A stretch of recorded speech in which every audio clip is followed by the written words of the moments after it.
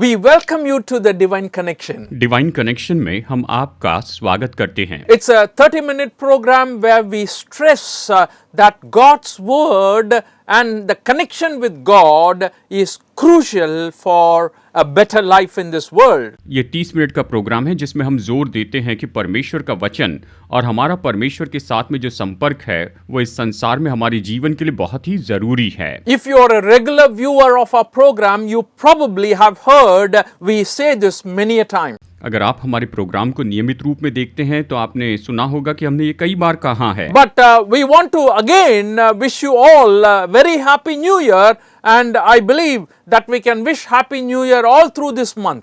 और हम आप सभी को नया साल मुबारक कहते हैं और मैं विश्वास करता हूं कि इस पूरे नए महीने में हम हमेशा नया साल मुबारक कह सकते हैं। And I'm sure a lot of our viewers would have taken resolutions in your life. और मैं निश्चय जानता हूं कि इस साल हमारे दर्शकों ने कुछ दृढ़ निश्चय किए होंगे। And I can't ask, over the media for you to share what resolutions you've had. But as I ask you this question, I want you to think about what decisions or resolutions you have made in the new year. मैं आपको media पर तो ये सवाल नहीं पूछ सकता कि इस पर कमेंट कीजिए, लेकिन आपने इस नए साल में कौन से दृढ़ निश्चय किए हैं। But the point I want to make is to make resolutions, New Year is not just the best time. और मैं आपको यही बताना चाहता हूं कि दृढ़ निश्चय करने के लिए केवल नया साल ही सबसे उत्तम समय नहीं होता है। You can make resolution any time, and when you decide that you want to change for the better, and that day is the best day for you. आप किसी भी समय ये दृढ़ निश्चय ले सकते हैं। जब आप ये ठान लेते हैं कि ये मेरे लिए बदलाव का समय है, तो निश्चय ही वो समय आपके लिए सबसे उत्तम समय होता है। And few people whom I know in the month of December, they said, oh, from January I want to improve my health. I want to go to gym. कुछ लोगों को मैं सुनता हूँ दिसंबर महीने में वो कहते हैं जनवरी से मैं अपनी सेहत ठीक रखना चाहता हूँ, मैं तो जिम में जाया करूँगा। And from January I want to join a music class. और जनवरी महीने से मैं म्यूजिक क्लास में ज्वाइन करना चाहता हूँ। So all these things, when you take a decision for January 1st, and after that, after 1 month, 2 months, it probably dies down. 1 जनवरी को आप जो निर्णय लेते हैं तो 1 या 2 महीने के बाद वो निर्णय ऐसे ही खत्म हो जाता है। If you want to start something good, start today. अगर आपको कुछ अच्छा शुरू करना है तो आज ही से शुरू कीजिए। And that's what I think is the best suggestion. मैं सोचता हूँ यही सबसे उत्तम सुझाव है। Also, when I think of resolution, I also understand that God has a resolution for you and me. और जैसे कि हम दृढ़ निश्चय की बात करते हैं तो मैं ये भी समझता हूँ कि परमेश्वर ने आपके लिए और मेरे लिए भी दृढ़ निश्चय रखा है। You know what resolution God has for you, for me? जानते हैं परमेश्वर ने आपके लिए और मेरे लिए कौन सा दृढ़ निश्चय रखा? Ultimately, He wants us to be with Him. आखिरकार वो यही चाहते हैं कि हम उसके साथ में हो। And in the book of Jude, verses 24 and 25, beautifully puts this way, and I want to read 2 verses that are connected in the thought. यहूदा 24 और 25 में ये बहुत ही सुंदर रीति से लिखा गया है। मैं चाहता हूँ इस विचार को हम देखें। It says, to Him who is able to keep you from stumbling and to present you before His glorious presence without fault and with great joy, to the only God our Savior be glory, majesty, power and authority through Jesus Christ our Lord before all ages, now and forevermore. Amen. ये कहता है, अब जो तुम्हें ठोकर खाने से बचा सकता है और अपनी महिमा की भरपूरी के सामने मगन और निर्दोष करके खड़ा कर सकता है, उस एकमात्र परमेश्वर हमारे उद्धारकर्ता की महिमा और गौरव और पराक्रम और अधिकार हमारे प्रभु यीशु मसीह के द्वारा जैसे सनातन काल से है, अब भी हो और युगान युग रहे। आमेन। So, presenting us before God without faultless is what is His resolution in our lives. परमेश्वर के सामने हमें निर्दोष खड़े रखना, यही तो हमारे जीवन के लिए प्रभु यीशु मसीह ने लिया हुआ दृढ़ निश्चय है। In the book of Philippians chapter 1 verse 6, फिलिपियों की पत्री अध्याय 1 वचन 6 में, being confident of this, that He who began a good work in you will carry it on to completion until the day of Christ. मुझे इस बात का भरोसा है कि जिसने तुम में अच्छा काम आरंभ किया है वही उसे मसीह यीशु के दिन तक पूरा करेगा। So we see this is what God resolved about you and me. तो हम देखते हैं कि परमेश्वर ने आपके और मेरे लिए यही निश्चय किया That है we must be blameless, कि हम लोग निर्दोष हो जाएं, we must be pure, कि हम लोग शुद्ध हो जाएं and we must be standing before God on the day of judgment and praising God with all holiness that is endowed on upon us by God alone. कि न्याय के दिन हम परमेश्वर के सामने खड़े रहें और परमेश्वर की स्तुति करें उस पवित्रता में जो परमेश्वर ने हमें दी है। So this is God's will for us. तो हमारे लिए यही परमेश्वर की इच्छा है। And today all these resolutions that we are talking about is something it can work out if we give ourselves over to God for Him to work in our ये life. सारे दृढ़ निश्चय हमारे जीवन में पूरे हो सकते हैं जब हम अपने आप को परमेश्वर को सौंपते हैं कि परमेश्वर हमारे जीवन में काम करे। At the same time, I want to say this. इसी समय मैं ये भी कहना चाहता हूँ, For whatever resolutions you have made this year, इस साल आपने जो कोई भी दृढ़ निश्चय किए हैं, you have to work with God. You have to connect with God. आपको परमेश्वर के साथ काम करना है, आपको परमेश्वर के साथ में जुड़ना है। So at this time, I want to talk about a beautiful verse from the scripture where God says that He will guide us, He will lead us, He will teach us. मैं एक सुंदर वचन के बारे में इस बार बताना चाहता हूं जहां परमेश्वर कहते हैं कि वही हमारा मार्गदर्शन करेंगे और परमेश्वर ही हमारी अगुवाई करेंगे। In the book of Psalms chapter 32 verse 8, want to share with you today. भजन संहिता अध्याय 32 वचन 8 के बारे में आज मैं आपको बताना चाहता हूं। I will read it and listen to it very carefully. मैं इसे यहाँ पर अभी पढ़ता हूं, आप इसे गौर से सुनिए। I will instruct you and teach you in the way you should go. I will counsel you with my loving eye on you. मैं तुझे बुद्धि दूंगा और जिस मार्ग में तुझे चलना होगा उसमें तेरी अगुवाई करूंगा। मैं तुझ पर कृपा दृष्टि रखूंगा और सम्मति दिया करूंगा। I want to read it again and I want you to listen to it again very carefully. मैं इसे फिर से पढ़ना चाहता हूं, आप इसे गौर से सुनिए। I will instruct you and teach you in the way you should go. मैं तुझे बुद्धि दूंगा और जिस मार्ग में तुझे चलना होगा उसमें तेरी अगुवाई I करूंगा। will counsel you with my loving eye on you. मैं तुझ पर कृपा दृष्टि रखूंगा और सम्मति दिया करूंगा। What a wonderful promise, what a wonderful assurance of God's leading, guiding and also His provision that is promised to the psalmist. परमेश्वर की अगुवाई, उसके मार्गदर्शन के बारे में कितनी अद्भुत प्रतिज्ञा है और शाश्वती है जिसके प्रयोजन की परमेश्वर ने भजनकार से प्रतिज्ञा की है। It's a penitent psalm we say because David, after sinning against Bathsheba, he committed his life back to God. In Psalm 51, we read about that. That's another example of a penitent psalm. Even in 32, he is talking about how important it is for us to return to God, repent before God. हम इसे पाप क्षमा का भजन कहते हैं क्योंकि बेशेबा के साथ में पाप करने के बाद दाऊद ने अपना जीवन परमेश्वर को फिर से समर्पित किया था।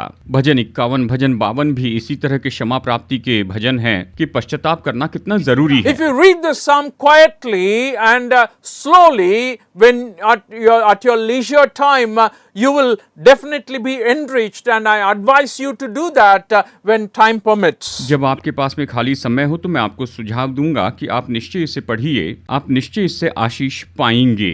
When verses 3 onwards, we find, the first two verses says, blessed is the one who have sins are forgiven, that who sins the Lord doesn't count against him. वचन 1 और 2, क्या ही धन्य है वो जिसका अपराध क्षमा किया गया और जिसका पाप ढांपा गया हो। क्या ही धन्य है वो मनुष्य जिसके अधर्म का यहोवा लेखा न ले। But in verses 3 to 7, we read as if David is speaking to God. वचन 3 से 7 में हम पढ़ते हैं जैसे कि मानो यहाँ पर दाऊद परमेश्वर से बात कर रहा है। And it says, that after sinning, he tried to keep silent, he tried to keep quiet and tried to cover it. और ये कहता है कि पाप करने के बाद में वो तो चुपचाप रहा, इसे ढांकने की कोशिश करते रहा। It says, when I kept silent, my bones wasted away through my groaning all day long. For day and night your hand was heavy on me. My strength was sapped as in the heat of a summer.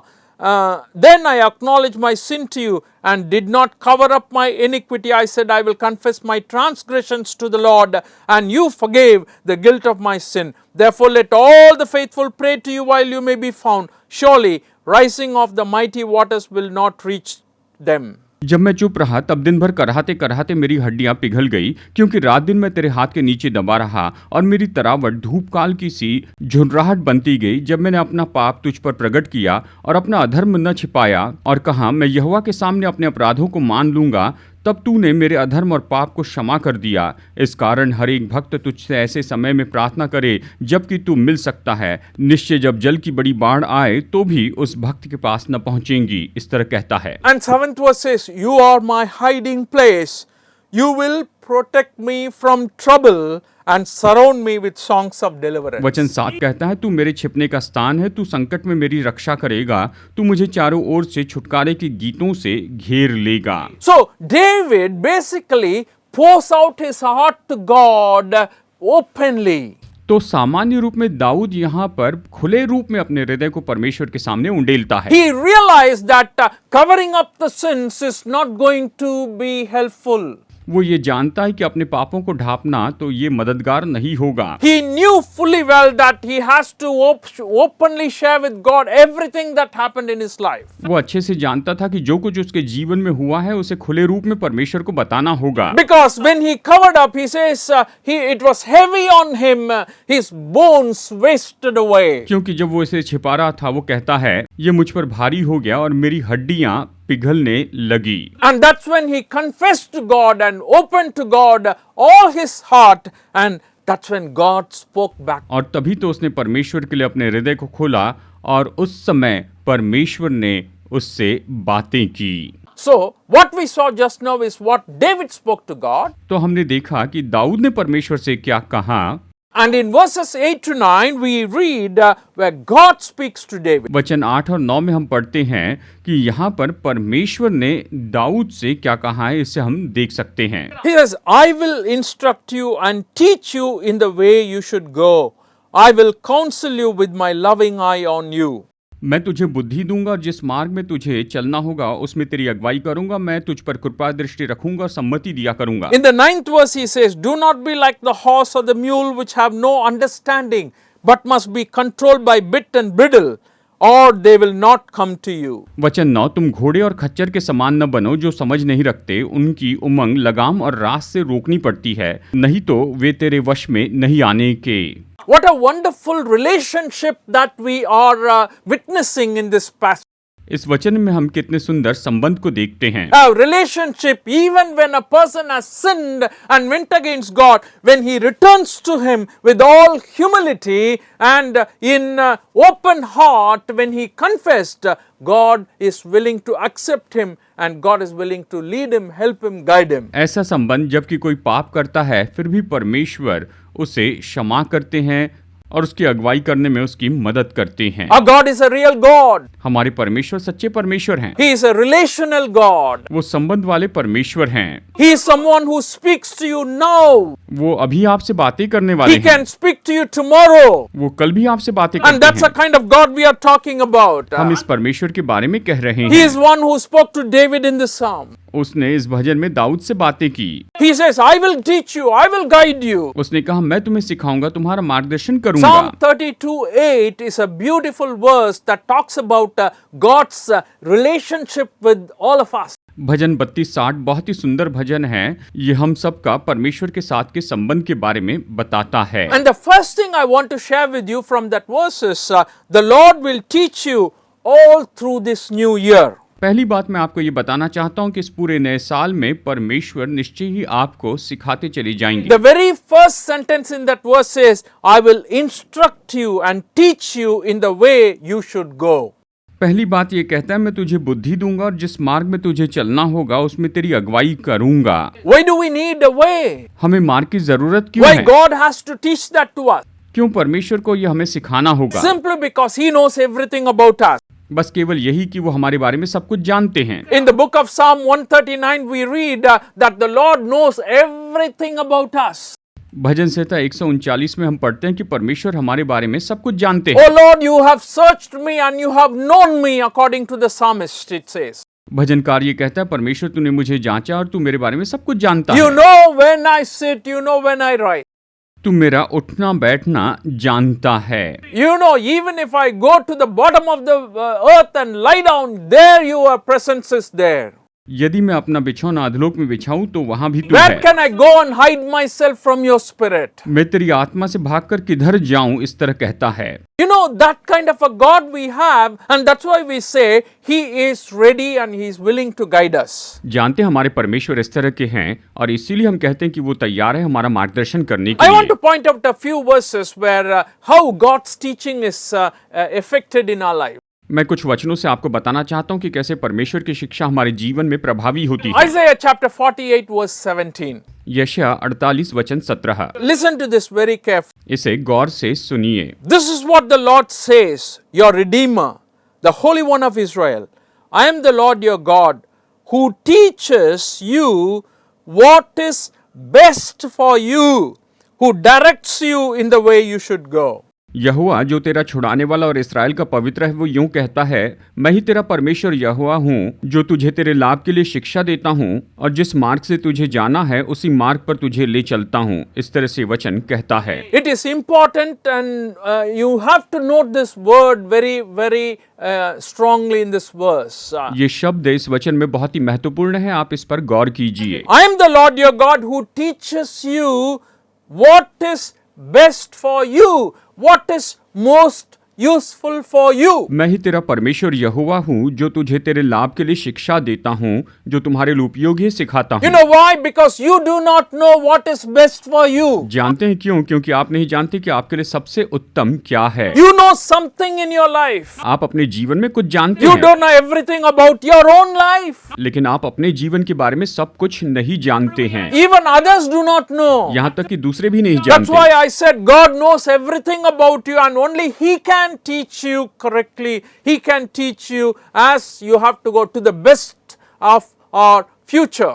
और इसलिए मैं कहता हूँ परमेश्वर आपको सबसे उत्तम तरीके से जानते हैं और वही आपको सबसे उत्तम तरीके से सिखा सकते हैं ताकि आपका भविष्य सबसे उत्तम हो जाए। Job 36:22 says, God is exalted in His power, who is a teacher like Him. अय्यूब अध्याय 36 वचन 22 इस तरह से कहता है, देख परमेश्वर अपने सामर्थ्य से बड़े बड़े काम करता है, उसके समान शिक्षक कौन है। इस तरह से वचन कहता है। What a question! It's a rhetorical question. ये कैसा सवाल है, ये तो हंसने लायक ऐसा सवाल है। You cannot expect an answer for that. आप इसके उत्तर की अपेक्षा नहीं कर सकते हैं। Who is a teacher like Him? उसके समान शिक्षक कौन है। That's why He says in the Psalm 32 verse 8, I will instruct you and teach you in the way you should go. इसलिए भजन 32:8 कहता है, मैं तुझे बुद्धि दूंगा और जिस मार्ग में तुझे चलना होगा उसमें तेरी अगुवाई करूंगा। As we have entered into this new year, dear friends, if you're looking for guidance, if you're looking for way, you have to trust God. जैसे कि हम इस नए साल में प्रवेश कर चुके हैं मेरे दोस्तों, अगर आपको मार्गदर्शन चाहिए तो परमेश्वर पर भरोसा रखिए। Because in the past He has definitely taught us. क्योंकि भूतकाल में उसने निश्चय ही हमें ये सिखाया है। If you think today and look back, what God has done in your life in the past, probably you would recognize the things that He has taught you. और अगर आज आप पीछे मुड़कर देखें तो निश्चय आप उन बातों को जान पाएंगे जो कि परमेश्वर ने आपको सिखाई है। Psalmist in one of the Psalms later on in 71 verse 17 he says this. भजनकार बाद में भजन संहिता 71 वचन 17 में इस तरह से कहता है, Since my youth, God, you have taught me, and to this day I declare your marvelous deed. हे परमेश्वर, तू तो मुझको बचपन ही से सिखाता आया है और अब तक मैं तेरे आश्चर्य कर्मों का प्रचार करता आया हूँ। So from when he was very young, God was teaching him. यानी जब वो बहुत ही छोटा था, बचपन से ही परमेश्वर उसे सिखा रहे थे। And that's what should happen to us, dear friends. प्यारे दोस्तों, हमारे साथ यही होना चाहिए। Teaching happens from when we were young.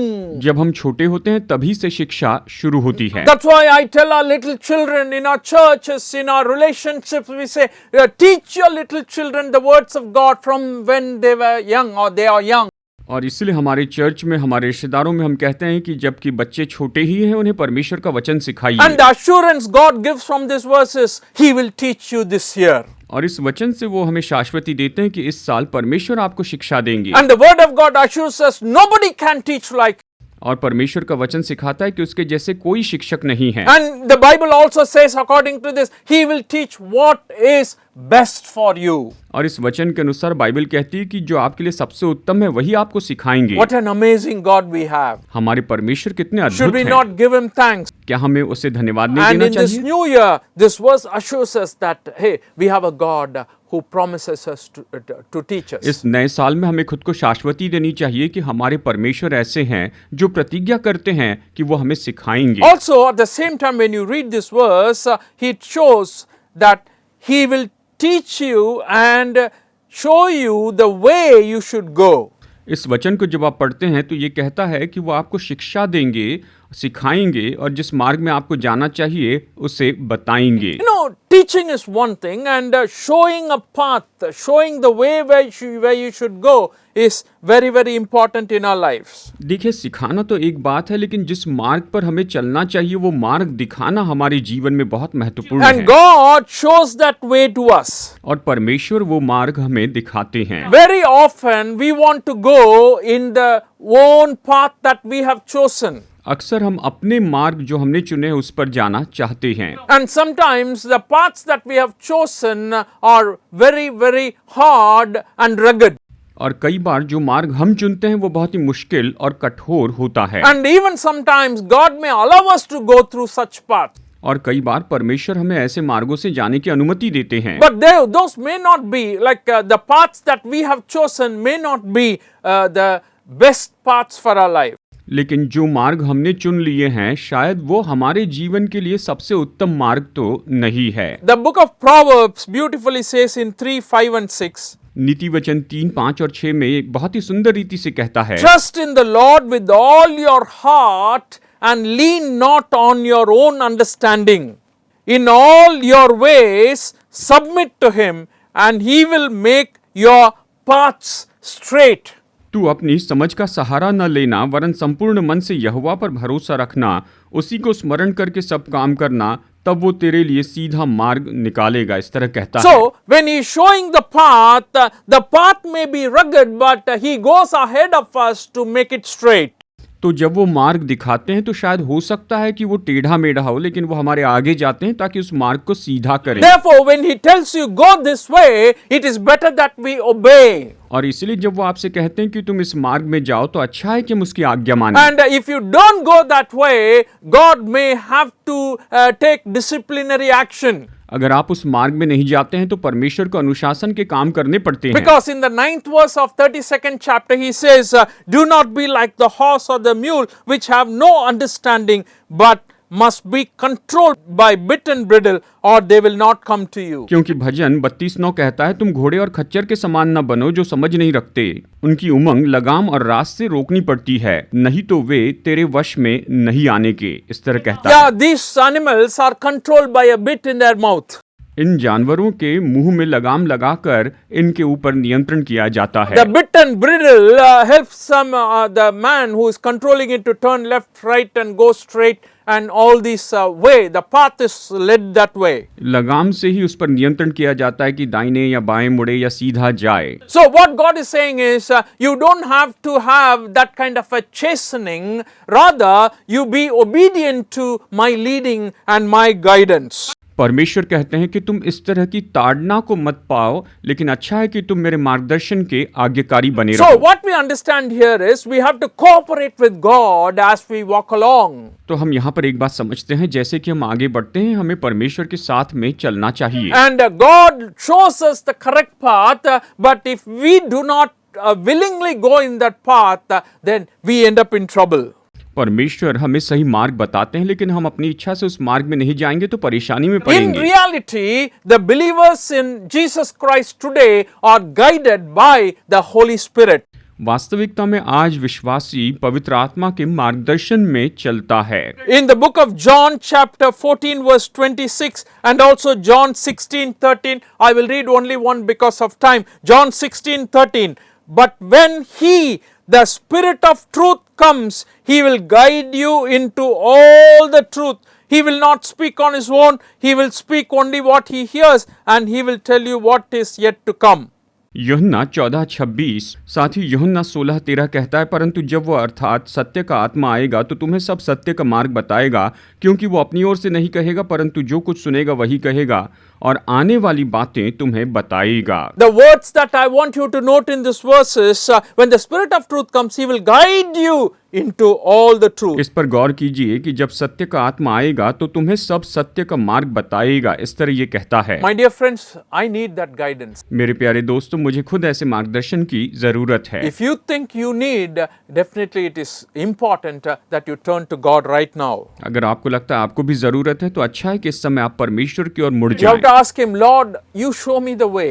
आप उससे कहिए, प्रभु आप मुझे मार्ग I'm दिखाइए। trusting you with all my heart. पूरे हृदय से मैं आप पर भरोसा करता हूँ। I'm not leaning on my own understanding. मैं अपनी समझ का सहारा नहीं लेता I हूँ। want to submit my life to you. मैं अपना जीवन आपको समर्पित करना I चाहता want to हूँ। submit my ways to मैं you. अपने मार्ग आपको समर्पित You करना handle चाहता me, हूँ। Lord. आप मुझे And संभालिए। the Spirit of God is dwelling in your heart और परमेश्वर का आत्मा जो आपके हृदय में वास is करता showing है you the way.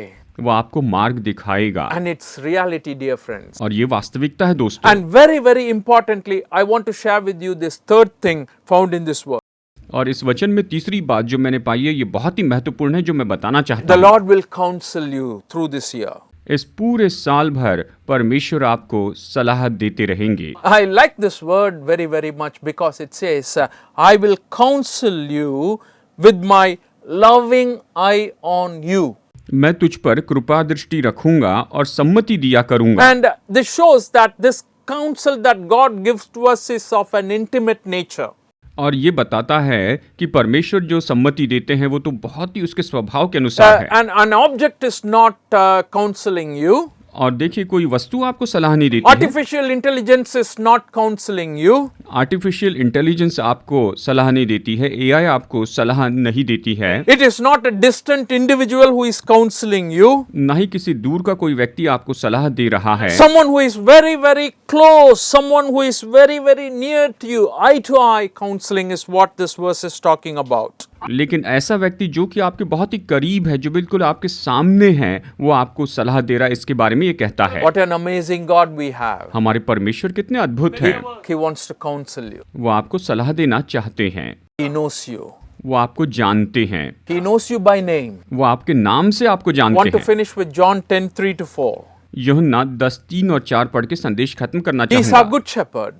वो हमारा अच्छा चरवाहा है। The gatekeeper opens the gate for him. उसके लिए द्वारपाल द्वार खोल देता है, ये वचन कहता It है। says the sheep listen to his voice. और भेड़ें उसका शब्द सुनती है, इस तरह वचन बताता He है। calls them by name and leads them out. वो अपनी भेड़ों को नाम लेकर बुलाता है और बाहर ले जाता है। When he has brought out all his own, he goes ahead of them, and the sheep will follow him because they know his voice. जब वो अपनी सब भेड़ों को बाहर निकाल चुकता है तो उनके आगे आगे चलता है और भेड़ें उसके पीछे पीछे हो लेती हैं, क्योंकि वे उसका शब्द पहचानती हैं। What an intimate and close relationship that this verse is talking about. ये वचन तो सच में बहुत ही नजदीकी संबंध के बारे में कह रहा है। In the year 2025, सन 2025 में my prayer is that you will experience God this way. मेरी प्रार्थना है कि आप परमेश्वर का इस तरह से अनुभव करेंगे, Very closely, बहुत ही नजदीकी से, very intimately, बहुत ही करीबी रूप में। not depending on yourself, but depending on God alone. खुद पर आधारित नहीं रहेंगे, लेकिन केवल परमेश्वर पर ही आप आधारित रहेंगे। God bless you today. परमेश्वर आज आपको बहुतायत से आशीष दे।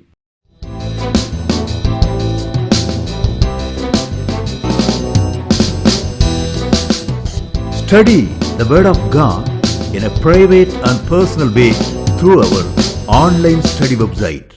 Contact number